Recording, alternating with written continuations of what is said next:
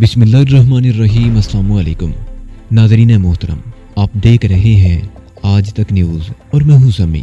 इससे पहले आप इस कहानी की 40 किस्सा सुन चुके हैं और अब किस नंबर 41 मुलायजा फरमाएं।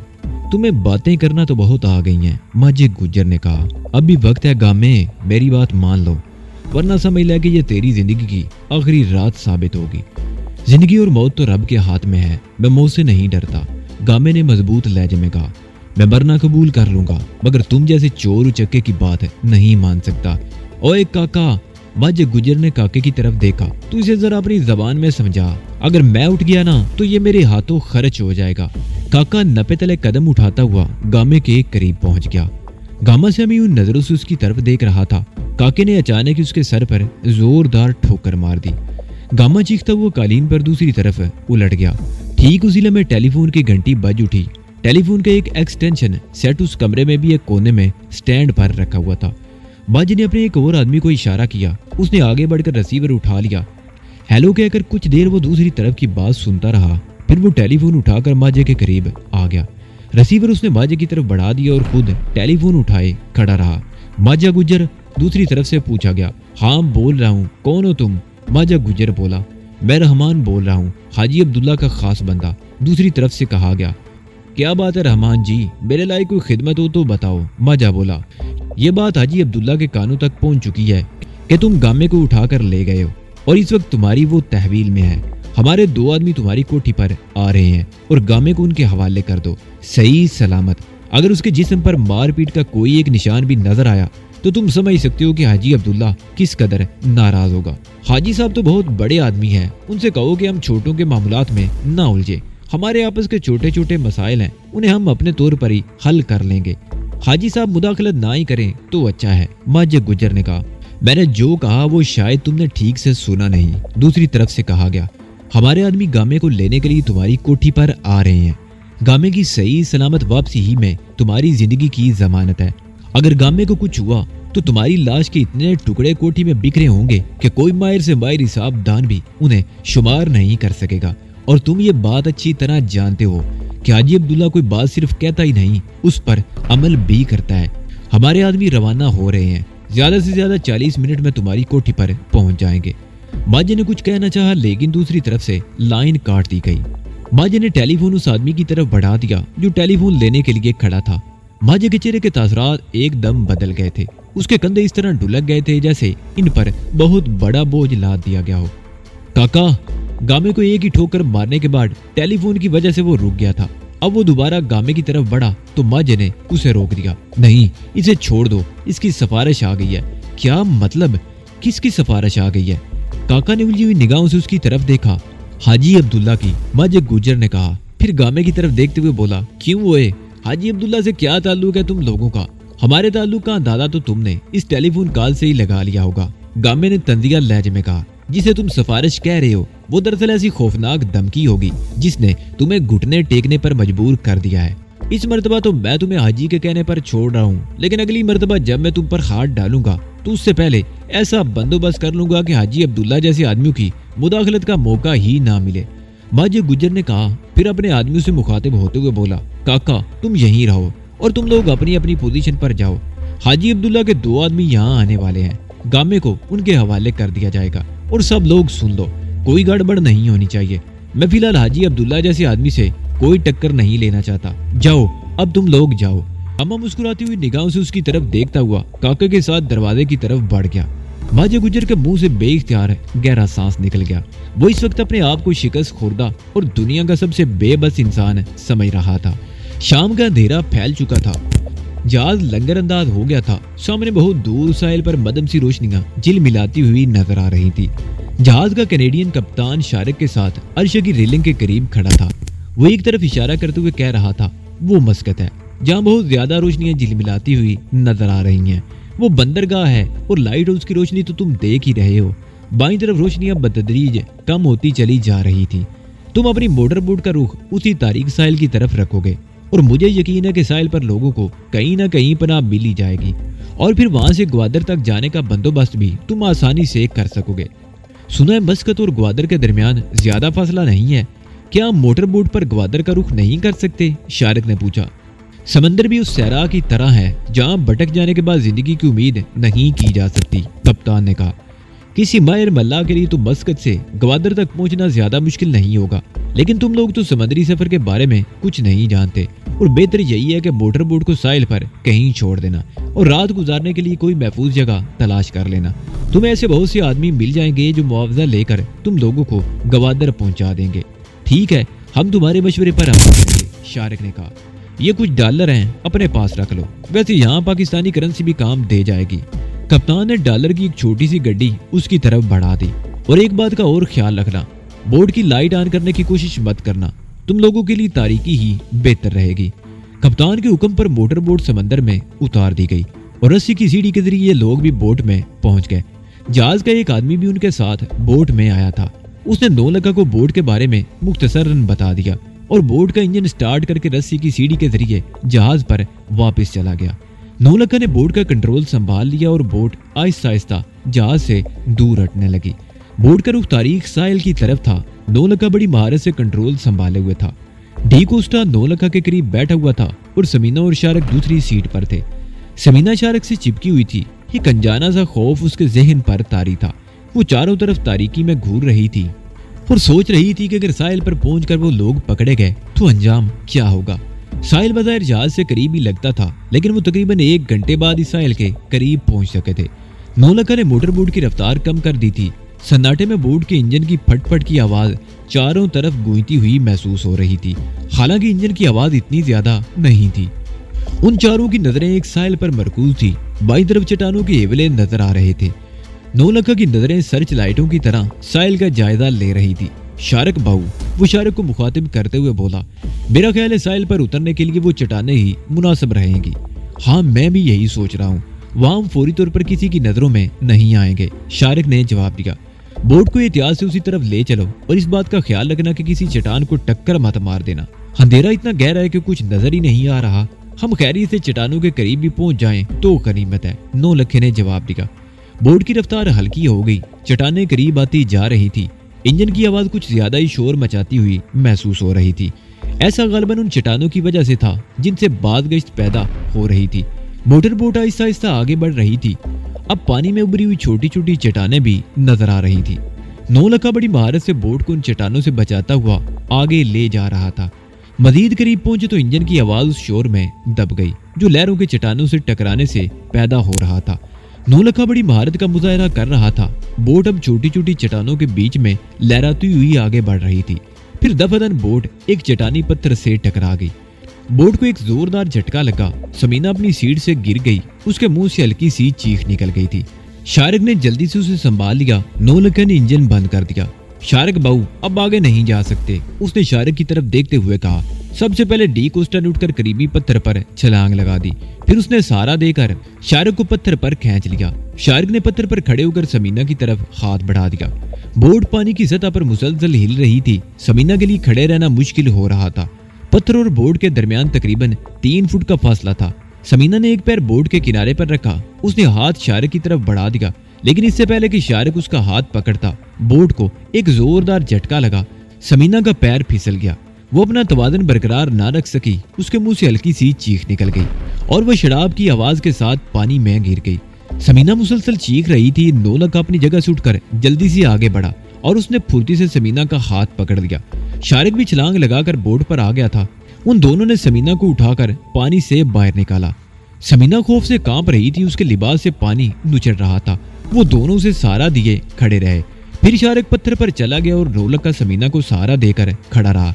शारक ने समीना का हाथ पकड़कर उसे पत्थर पर खींच लिया। उसके बाद नौलखा भी छलांग लगाकर पत्थर पर आ गया। वो कुछ देर उस चट्टानी पत्थर पर खड़े रहे, फिर आगे बढ़ने लगे। समीना के जूतों में भी पानी भर गया था और भीगे हुए कपड़ों की वजह से उसके लिए चलना मुश्किल हो रहा था। वो एक पत्थर से दूसरे पत्थर पर छलांगे लगाते हुए बिलाकर चट्टान के साथ हमवार जगह पर पहुंच गए। उससे आगे भी छोटी छोटी चट्टानें थी और चट्टानों की यह सिलसिला पता नहीं कहां तक चला गया था। वो इन टीलानुमा चट्टानों में चलते रहे। भीगे हुए जूतों और कपड़ों की वजह से समीना के लिए चलना अब भी बहुत मुश्किल हो गया था। बार बार चट्टानों पर उतरने चढ़ने से उसकी सांस फूल गई थी। मुझे अब चला नहीं जा रहा, समीना कह रही थी। भीगे हुए कपड़े बहुत भारी महसूस हो रहे हैं। वो सब रुक गए। शारक मुतजस्सिस निगाहों से इधर उधर देखने लगा। तुम उस बड़े पत्थर के पीछे चली जाओ। शारिक एक चट्टानी पत्थर की तरफ इशारा करते हुए बोला। अपने कपड़े उतार कर निचोड़ लो और जूते भी साफ कर लेना। समीना चलने में झिझकती रही, फिर उस पत्थर के पीछे चली गई। वो तीनों बैठे बातें कर रहे थे। आधे घंटे बाद समीना वापस आ गई। वो एक बार फिर चल पड़े। तकरीबन 200 गज का फासला तय करने के बाद टीला नुमा चट्टानों का सिलसिला खत्म हो गया। आगे हमवार मैदान था जिसमें झाड़ियां बकसरत उगी हुई थी। तेज हवा की वजह से समीना के कपड़े किसी हद तक सूख गए थे, लेकिन जूते अब भी खासे भारी महसूस हो रहे थे। वो चलते चलते रुक गए। मेरा ख्याल है अब हमें किसी मंजिल का तयन कर लेना चाहिए। शारिक इधर उधर देखते हुए बोला। ऐसा ना हो कि हम किसी ऐसी मुसीबत में फंस जाएं जिससे निकलना मुमकिन ना हो। ये इलाका हमारे लिए अजनबी है। मंजिल का तयन कैसे होगा? डी कोस्टा ने कहा। 1 मिनट, शारिक बोला। तुम लोग यहाँ रुको, मैं उस टीले पर चढ़कर देखता हूँ, शायद कोई निशान नजर आ जाए। शारिक उन्हें छोड़कर टीले पर चढ़ गया और चारों तरफ देखने लगा। दाईं तरफ बहुत दूर मदम सी रोशनियां झिलमिलाती हुई नजर आ रही थी। उस तरफ शहर था और शहर की तरफ जाना खतरे से खाली नहीं था। वो बाईं तरफ देखने लगे। उस तरफ बहुत दूर एक जगह सिर्फ रोशनी दिखाई दे रही थी, जैसे तारीकी में कोई सितारा टिमटिमा रहा हो। वो कुछ देर तक इधर उधर देखता रहा। कुर्बो जवार में और कोई रोशनी नहीं थी। वो टीले से उतरकर अपने साथियों के करीब आ गया। उस तरफ एक जगह रोशन नजर आ रही है और मेरा ख्याल है हमें उसी तरफ चलना चाहिए। शारिक ने कहा। क्या ये रिस्क वाली बात नहीं होगी? डी कोस्टा ने कहा। रिस्क तो लेना ही पड़ेगा, शारिक ने जवाब दिया। ये इलाका हमारे लिए अजनबी है, जहाँ पे हम किसी को ना जानते हैं और ना ही हमें कोई जानता है। हम कोई भी कदम रिस्क लिए बगैर नहीं उठा सकते। ठीक है, चलो। डी कोस्टा ने कंधे उचका दिए। वो लोग टीले के ऊपर से घूमकर उस तरफ चलने लगे जहाँ शारिक ने वो रोशनी चमकती हुई देखी थी। यहाँ से वो रोशनी नजर तो नहीं आ रही थी, लेकिन वो अंदाजे की बिना पर उस तरफ चलते रहे। तकरीबन 20 मील का फासला तय करने के बाद वो रोशनी दोबारा दिखाई देने लगी। यूं लगता था जैसे तेज रोशनी का वो बल्ब किसी बहुत ऊंची जगह पर लगाया गया हो, लेकिन वो रोशनी अब भी खासी दूर लग रही थी। शारिक ने एक बात खास तौर से महसूस की थी कि वो लोग साहिल से ज्यादा दूर नहीं थे। कभी कभी तो लहरों के शोर की आवाज भी सुनाई देने लगती थी। इससे शारिक ने अंदाजा लगा लिया था कि बुलंदी पर चमकती हुई वो रोशनी भी साहिल के करीब ही थी। मजीद आधे घंटे बाद वो रोशनी के करीब पहुंच गए। शारिक का ये ख्याल दुरुस्त निकला था। वो दूर से नजर आने वाली रोशनी किसी ऊंची जगह पर लगी हुई थी और अब चंद और रोशनियां भी नजर आ रही थी। वो एक वसीउ अरीज अहाता सा था। 4 दीवारी पर कई जगह बल्ब रोशन थे। ये गालिबन उसी अहाते की अकबी सिम थी, क्योंकि उस तरफ कोई गेट का दरवाजा दिखाई नहीं दे रहा था। अहाते के अंदर एक इमारत भी नजर आ रही थी और दूर से नजर आने वाली तेज रोशनी का वो बल्ब इमारत की छत पर एक ऊंचे पोल पर लगा हुआ था। उन्हें ये अंदाजा लगाने में भी दुश्वारी नहीं हुई कि ये इमारत समंदर के किनारे पर वाक़ थी और मुमकिन है इसकी दूसरी तरफ कोई जेटी वगैरह भी बनी हुई हो। क्या ख्याल है, इमारत के सामने के रुख पर चलें? शारिक ने कहा। उसका लहजा सरगोशियाना था। ज़ाहिर है यहाँ तक आए हैं तो आगे भी जाना ही पड़ेगा। लेकिन डी कोस्टा कुछ कहते कहते रुक गया। लेकिन क्या? शारिक ने उलझी हुई नजरों से उसकी तरफ देखा। अगर ये इमारत साहिली मुहाफिजों की कोई चौकी साबित हुई तो? डी कोस्टा ने अपने खदशे का इजहार किया। ओखली में सर तो दे चुके हैं, शारिक ने मुस्कुराते हुए कहा, इसलिए मौसले तो बर्दाश्त करना ही पड़ेंगे। तो फिर चलो, डी कोस्टा ने कहा। वो चारों दबे कदमों दीवार के साथ चलने लगे। दीवार की लंबाई से अंदाजा लगाया जा सकता था कि आता खासा वसीउ अरीज था। वो दीवार के साथ साथ चलते हुए दूसरी तरफ मुड़ गए। फिर शारिक ठिठक कर रुक गया। उसने हाथ उठाकर अपने साथियों को भी रुकने का इशारा किया। उस तरफ अहाते का गेट था जहाँ तेज रोशनी के बल्ब जल रहे थे। गेट के सामने सड़क थी जो दाईं तरफ कहीं चली गई थी। गेट के सामने जरा हटकर एक साइबान सा बना हुआ था जिसके नीचे एक पुराना सा छोटा ट्रक खड़ा नजर आ रहा था। शारिक ने अपने साथियों को इशारा किया और वो लोग गेट की तरफ चलने लगे। वो गेट के करीब पहुंचे ही थे कि एक घुर्राती हुई आवाज उनकी समाज से टकराई। जो कुछ भी कहा गया था या बयान किया गया था, रुक जाओ, डी कोस्टा ने कहा। वो शख्स धमकी दे रहा है कि अगर हमने एक कदम ही आगे बढ़ाया तो गोली मार दी जाएगी। वो चारों उसी जगह खड़े हो गए। चंद मिनट बाद गेट का जिली दरवाजा खुला और 2 आदमी बाहर आ गए। उन दोनों के पास ऑटोमेटिक राइफलें थी। दोनों शलवार कमीज पहने हुए थे। दोनों के कपड़ों पर काले रुमाल मखसूस अंदाज में बंधे हुए थे। कौन हो तुम लोग और इस तरफ क्यों आए हो? उनमें से लंबे कद वाले ने बलोची जबान में कहा और बारी बारी उन चारों की तरफ देखने लगा। हम लोग अजनबी हैं, डी कोस्टा ने बलोची जबान में रुक रुक कर जवाब दिया। वो बलोची जबान तो पूरी तरह समझ लेता था, लेकिन बोलने में उसे कुछ दुश्वारी पेश आई थी। हम मुसीबत के मारे लोग हैं, हमें तुम्हारी मदद की जरूरत है। वो दोनों गनमैन उन्हें घूरते रहे। फिर लंबे कद वाले ने आगे बढ़कर उनके लिबास थपथपाए। वो अंदाजा लगाना चाहते थे कि इनके पास किसी किस्म का असला तो मौजूद नहीं। फिर वो मुतमईन होकर पीछे हट गया। तुम लोगों के साथ और कौन है? उसने पूछा। इस मर्तबा उसने उर्दू में बात की थी क्योंकि वो समझ गया था कि सिर्फ एक आदमी के अलावा कोई भी बलोची जबान नहीं समझता था। हम यही चारों हैं, हमारे साथ और कोई नहीं। इस मर्तबा शारिक ने जवाब दिया। वो आदमी चलने में कुछ सोचता रहा। उसकी नजरें बार बार समीना की तरफ उठ रही थी। ठीक है, तुम लोग अंदर आ जाओ, आराम से बैठकर बात करते हैं। वो लोग अंदर आ गए। गेट में दाखिल होते ही शारिक की नजरों में हैरत उभर आई। इहाते के बाईं तरफ खूबसूरत 2 मंजिला इमारत थी। उसके सामने वसी और खूबसूरत लान था। लान के इख्तिताम पर वसी और ईद पुख्ता चबूतरा था और उस चबूतरे के दूसरी तरफ एक कुशादा नहर थी जो बहुत दूर तक चली गई थी। उस नहर के दोनों तरफ खासी जगह छोड़कर ऊंची दीवारें थी। ये नहर खासी तवील लगती थी। उन्हें यह समझने में देर न लगी कि यह दरअसल समंदरी खाड़ी थी जो खुशकी में खासी अंदर तक चली गई थी और उस खाड़ी से पूरा फायदा उठाया गया था। चबूतरे से चंद गज आगे जेटी बनी हुई थी और सफेद रंग की खूबसूरत लांच उस जेटी के साथ नजर आ रही थी। एक लांच दूर से उस खाड़ी के इख्तिताम पर, बल्कि यूं कहना चाहिए कि शुरू ही से नजर आ रही थी। दोनों गनमैन बलोची थे और ग्वादर के रहने वाले थे। इस वक्त यहाँ उन दोनों के सिवा और कोई नहीं था। वो उन लोगों को एक कमरे में ले आए जहाँ फर्श पर सुर्ख रंग का कालीन बिछा हुआ था और चंद कुर्सियां सलीके से पड़ी हुई थी। दरमियान में काफी टेबल भी पड़ी हुई थी। बैठो, लंबे कद वाले गनमैन ने कहा। अब बताओ तुम लोग कौन हो और इस तरफ कैसे आए हो? एक बात याद रखना, अगर झूठ बोलने की कोशिश की तो कामयाब नहीं हो सकोगे। मैं अपने जराए से मालूम कर ही लूंगा। हमारा ताल्लुक कराची से है, शारिक ने कहा। हम किराए की एक लांच पर तफरीह के लिए निकले थे, लेकिन खुले समंदर में हमारी लांच एक चट्टान से टकरा गई और फिर न जाने किस तरह उसमें आग लग गई। लांच का नाखुदा, उसका एक मातहत और हमारा एक आदमी लांच के साथ जलकर राख हो गए। उन्हें निकलने का मौका नहीं मिल सका। हम लोगों ने समंदर में कूदकर अपनी जानें बचाई थी। हम किसी न किसी तरह उस चट्टान तक पहुंचने में कामयाब हो गए। पूरी रात और अगला आधा दिन बेयारो मददगार चट्टान पर बैठे रहे। 3 बजे के लगभग हम लोग उस तरफ से गुजरते हुए एक माल बरदार जहाज को अपनी तरफ मुतवज्जो करने में कामयाब हो गए। जहाज के हमले ने हमारी जानें बचाई। वो माल बरदार जहाज यूरोप जा रहा था। शाम के वक्त जहाज के कप्तान ने यहाँ से मील दूर गहरे समंदर में हमें एक मोटर बोट पर उतार दिया। हम बड़ी मुश्किल से साहिल तक पहुंच सके। वो मोटर बोट अब भी यहाँ से तकरीबन 2 मील दूर चट्टानों में मौजूद है। फासला ज्यादा नहीं है। अगर तुम चाहो तो चट्टानों में मोटर बोट की मौजूदगी की तस्दीक कर सकते हो। हमें बेवकूफ बनाने की कोशिश मत करो, गनमैन ने शारिक को घूरा। समंदर तफरीह के लिए ज्यादा से ज्यादा 4-6 मील अंदर तक जाने की बात तो मानी जा सकती है, लेकिन समंदर में सैकड़ों मील दूर तक खुले समंदर में चले जाना कुछ अजीब सी बात लगती है। तुम जिस काम का बता रहे हो वो कराची से तकरीबन 250 मील दूर है। उसके अलावा इस इलाके में और चट्टान नहीं है। क्या तुम्हारा ताल्लुक किसी सरकारी महकमे से है? शारिक ने उसकी बात को नजरअंदाज करते हुए पूछा। नहीं, उस शख्स ने नफी में सारी लाया। तो फिर ये कौन सी जगह है? शारिक ने पूछा। ये मुल्ला बशीर पंजगोरी का डेरा है, उस शख्स ने जवाब दिया। फिर चंद लम्हों की खामोशी के बाद बोला, हम अगर चाहें तो तुम लोगों को यहाँ की पुलिस के हवाले कर सकते हैं, लेकिन तुम लोग मुल्ला बशीर पंजगोरी के डेरे तक पहुंच गए हो, इसलिए तुम्हारे बारे में कोई फैसला भी वही करेगा। मुल्ला बशीर पंजगोरी? डी कोस्टा ये नाम सुनकर चौंक गया था। क्या उससे हमारी मुलाकात हो सकती है?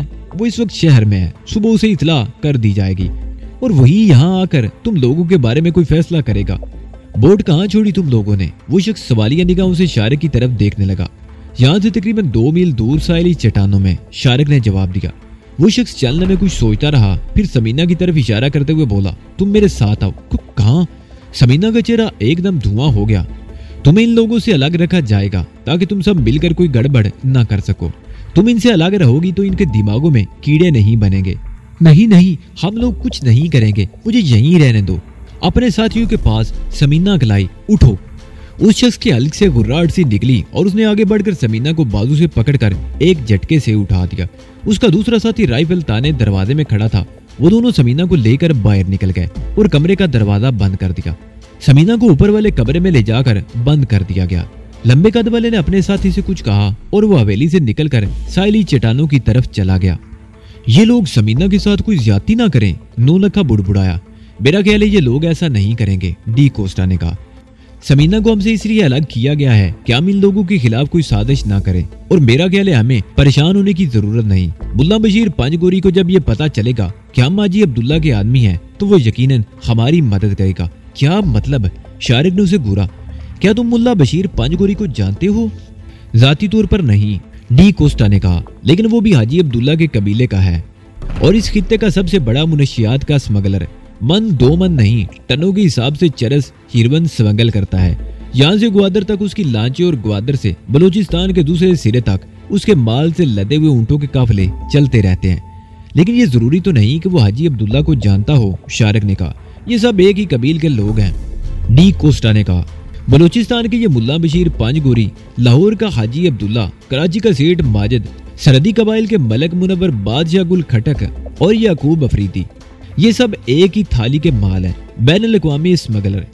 ये एक दूसरे को जानते हैं, बल्कि ये कहना चाहिए कि ये हम प्याला वो हम नवाला है। इनमें से किसी एक के पास कहीं से बड़ी डिमांड आ जाए और उसके अपने पास माल मौजूद ना हो तो दूसरे से ले लेते हैं। इन आलमी स्मगलरों के अपने कुछ कानून और कायदे होते हैं जिन पर ये बड़ी सख्ती से अमल करते हैं। ये लोग पैसे के लेन देन के भी खरे हैं, एक दूसरे पर एतमाद कर लेते हैं, करोड़ों डॉलर का माल दूसरे के हवाले कर देते हैं, फौरी तौर पर अदायगी का मुतालबा नहीं करेंगे क्योंकि वो जानते हैं कि इनकी रकम पहुंच जाएगी। वो चंद लम्हों को खामोश हुआ, फिर बात जारी रखते हुए बोला, मेरे इल्म में नहीं है कि हाजी अब्दुल्ला और मुल्ला बशीर पंजगोरी में भी कोई मामला हुआ हो, लेकिन 2 मरतबा मैंने हाजी अब्दुल्ला से इसका नाम सुना है। ये एक ही समंदर की मछलियां हैं और मिलजुल कर रहने में ही आफियत समझते हैं। कमाल है भाई, नौलखे ने हैरत का इजहार करते हुए कहा, हमारा तो 1.5 पाव का सौदा हो गया, लेकिन पैसों के मामले में कभी एक दूसरे पर भरोसा नहीं किया। फिर शारिक बाबू के पास जाके पता चला कि मैं तो कुएं का मेंढक था। मेरी मालूमात पाव 1.5 पाव के सौदे तक ही महदूद थी। शारिक बाबू के पास आने के बाद पता चला कि मैं कुएं से निकलकर दरिया में आ गया हूँ, जहाँ से 5 और 10 किलो तक के सौदे होते देखे। यहाँ पैसों के लेन देन पर भी एक दूसरे पर थोड़ा बहुत एतमाद देखा। मजे गुजर जैसे लोग भी देखे जो पाव 1.5 पाव पाउडर के लिए बंदे को घाट उतार देते हैं। और यहाँ समंदर में आकर तो अजीब इंकशाफ हो रहे हैं। समंदर वाकई समंदर है, करोड़ों का माल इधर से उधर, मगर पैसे की परवाह नहीं। पाव 1.5 पाव का ख्याल यहाँ भी रखा जाता है, डी कोस्टा ने कहा। सारी बात तो पाव 1.5 पाव नहीं बल्कि एक छोटी सी पुड़िया से शुरू होती है। अगर एक पुड़िया का हिसाब ना रखा जाए तो बात मनों और टनों तक नहीं पहुंच सकती। लेकिन बात सारी एतमाद की है। हमारे इस मिशन पर अब तक लाखों रुपए खर्च हो चुके हैं और तुम लोगों ने यह भी देख लिया कि कई मिलियन डॉलर का माल जहाज के कप्तान के हवाले कर दिया गया, लेकिन किसी से पैसे की बात नहीं हुई। पैसा खुद ब खुद अपनी जगह पहुंच जाएगा। मेरा मतलब ये भी नहीं कि करोड़ों का माल आंखें बंद करके दूसरे के हवाले कर दिया जाता है। बाज़-औक़ात करोड़ों डूब भी जाते हैं। एतमाद और अदम एतमाद, ये दोनों चीजें इस बैनुल-अक़वामी कारोबार की बुनियाद है। अब शारिक की मिसाल हमारे सामने है। किसी बैनुल-अक़वामी राब्ते में ये नाम मैंने पहली मर्तबा सुना था। हाजी अब्दुल्ला ने जब फोन पर मुझे बताया कि शारिक आ रहा है तो मैंने कुछ एहतजाज भी किया था कि किसी नए आदमी को इतना ऊपर ले आना खतरनाक हो सकता है। शारिक अगर चाहता तो ये माल गायब कर सकता था, मगर हाजी अब्दुल्ला को शारिक पर एतमाद था और शारिक को तुम दोनों पर अगर एतमाद नहीं था तो शारिक को टैटू वगैरह पर नहीं था। उन लोगों के बारे में शारिक ने मेरे सामने जिन खदशात का इजहार किया था वो बिल्कुल दुरुस्त निकले, लेकिन जिस तरह उन दोनों को ठिकाने लगाया गया वो भी अपनी जगह एक अहम बात है। और फिर कासिम बीच में टपक पड़ा, उन्हें भी ठिकाने लगा दिया गया। कराची से यहाँ तक 5 बंदे मारे गए, लेकिन शारिक का मिशन कामयाब रहा। इस बिजनेस में किसी की जिंदगी की कोई अहमियत नहीं होती, तरजीह माल को दी जाती है जिसे हर सूरत में मंजिल पर पहुंचाना होता है, और उसके लिए कितने लोगों की जिंदगियां कुर्बान की जाती हैं इसकी जरा भी परवाह नहीं की जाती। ओ भाई डिकोटा, नौलखा ने उसके नाम की रीढ़ लगाते हुए कहा, पर अब अपना क्या बनेगा? अगर इस मुल्ला बशीर पंजगोरी ने हाजी अब्दुल्ला को पहचानने से ही इनकार कर दिया तो क्या होगा? डरते हो? डी कोस्टा ने मुस्कुराते हुए उसकी तरफ देखा। मैं मौत से नहीं डरता। शारिक ये बात अच्छी तरह जानता है। मौत का तो एक वक्त मुकर्रर है, वो 1 मिनट ना पहले आ सकती है और ना 1 मिनट बाद में। लेकिन भाई डिकोटा, नौलखे ने उसकी तरफ देखते हुए कहा, मौत की कोई वजह भी तो हो ना। अगर लांच पर कासिम के आदमी या टैटू के हाथों मारा जाता तो कोई परवाह ना होती, लेकिन देखो ना, सारे काम निपटा जाने के बाद हमें यहाँ कत्ल कर दिया जाए तो अफसोस तो होगा ना। हाँ ये बात तो है, डी कोस्टा ने कहा, लेकिन इत्मीनान रखो, यहाँ मौत का खौफ ज़हन पर नहीं रखना चाहिए। अगर मुल्ला बशीर पंजगोरी हाजी अब्दुल्ला को पहचानने से इनकार कर देता है और हमारी किसी बात का यकीन नहीं करता तो ज्यादा से ज्यादा ये होगा कि हमें हुकाम के हवाले कर देगा और हमारे खिलाफ गैर कानूनी तौर पर इस रियासत की सरहद में दाखिल होने का मुकदमा चलेगा और 3-4 महीनों की सजा हो जाएगी और बस, फिर तो कोई बात नहीं। नौलखे ने इस तरह गहरा सांस लिया जैसे सर से कोई बहुत बड़ा बोझ उतर गया हो। सरकारी मेहमान खानों में आमदोरिफ्त के तो हम मादी हैं। सुना है बाहर के मुल्कों की जेलें भी बड़ी शानदार होती हैं। लेकिन अरब और खलीजी ममालिक की जेलें दुनिया की दूसरी जेलों से जरा मुख्तलिफ हैं। डी कोस्टा ने मुस्कुराते हुए कहा, कभी तो ये भी होता है कि ये लोग किसी को जेल में डालकर भूल जाते हैं और बेचारा सारी जिंदगी जेल में पड़ा रोता रहता है। तुम तो डरा रहे हो भाई डिकोटा, 9 लखे ने कहा। पहले ही भूख से जान निकली जा रही है। कमबख्त ये लोग हमें कमरे में बंद करके भूल तो नहीं गए? नहीं, ये लोग हमें नहीं भूलेंगे, डी कोस्टा ने कहा। जरा उठकर जोर जोर से दरवाजा दड़दड़ाओ, देखो क्या नतीजा निकलता है।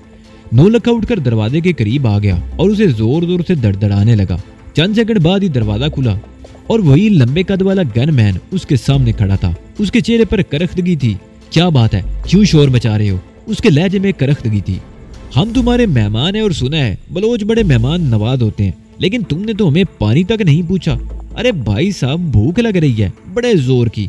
9 लखा ने पेट पर हाथ फेरते हुए कहा, बलोच तो अपने दुश्मन को भी भूखा नहीं मरने देते, और तुम लोगों के बारे में तो अभी फैसला नहीं हुआ कि दोस्त हो या दुश्मन।